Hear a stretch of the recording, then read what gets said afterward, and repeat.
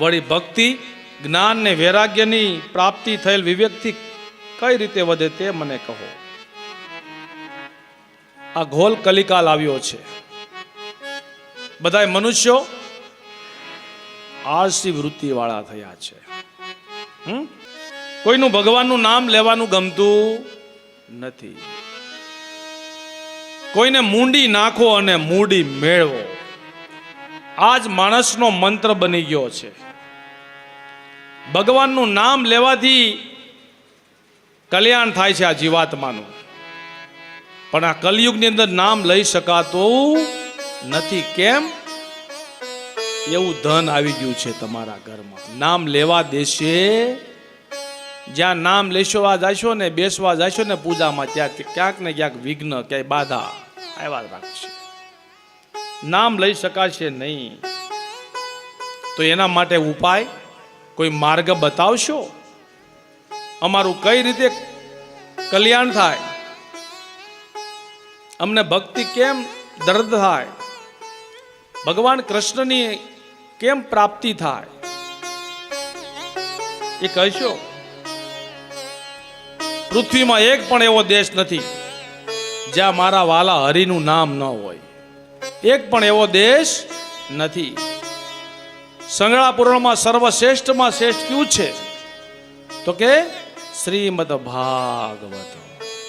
બધાય પુરાણમાં કોઈ શ્રેષ્ઠમાં શ્રેષ્ઠ હોય ને તો શ્રીમદ ભાગવત. મંત્ર રૂપ છે, ભાગવત સંહિતા વેદ રૂપ છે. 84 લાખ ફેરામાંથી મુક્તિ કરાવે અને આ દેહનું, આ જીવાત્માનું કલ્યાણ કરે એ શ્રીમદ ભાગવત છે. સુદ પુરાણી હવે કહે છે, તમે સાવધાન થઈને કથા સાંભળો. કાલ વ્યાલ મુખગ્રાસ ત્રાસ નિનાશ હેતવે શ્રીમદ ભાગવતમ શાસ્ત્રમ કલોકીરેન ભાસિતમ. પરીક્ષિત મરવાથી નથી ડર્યા. સાંભળજો, પરીક્ષિત મરવાથી નથી ડર્યા. એનું મૃત્યુ મંગલ બની ગયું. એટલે જીવને સમજાવનારી, મૃત્યુને સુધારનારી કોઈ કથા હોય ને, કોઈ કથા હોય તો એ મંગલમય કથા કઈ? શ્રીમદ ભાગવત. બાકી કાળ ગમે ત્યારે આવે હો. કાલની કોઈને ખબર છે ખરી? પરીક્ષિતને તો ખબર હતી, ચલો 7 દિવસે મારું મૃત્યુ છે, 7મે દિવસે. તમને કોઈને કાલની, મને કાંઈ ખબર છે ખરી? કાલ કે આજની સવારે શું થવાનું છે? કેટલાને આમાંથી બીક લાગે છે?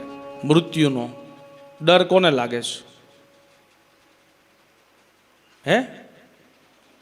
માટે મૃત્યુથી કોઈ દી ડરવું નહીં.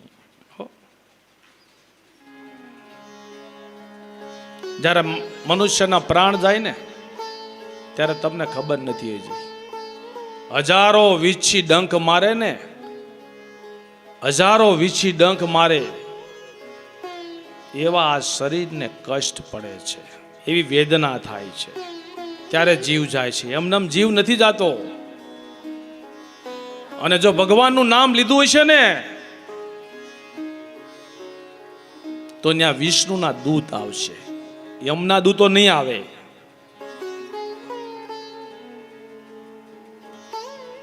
માટે એ ધન્ય કરવા માટે મનુષ્ય તત્વને આ ભાગવતનું આશ્રય લેવો.